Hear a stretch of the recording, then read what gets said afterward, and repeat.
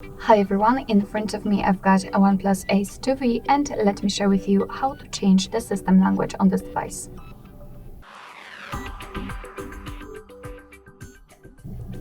So first of all, let's enter the settings and here scroll down to the very bottom to find additional settings.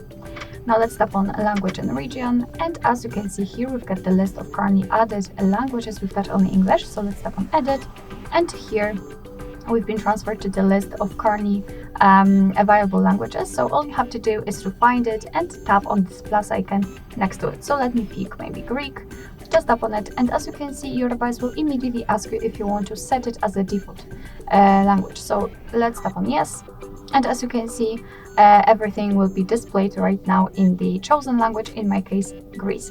Right here, if you've got two different languages, you do not have to enter this full list.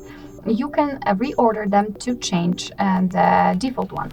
So let me set the English. We have to tap on it and hold it, and as you can see right now we can change the position of it. So let's drag it to the first position, and I believe it is a confirmation, so let's tap on it. And as you can see, immediately we've got the English set. If you want to remove the languages from this list, you don't want to have faster access to them, simply tap on edit. And here we've got again the same section which we had before.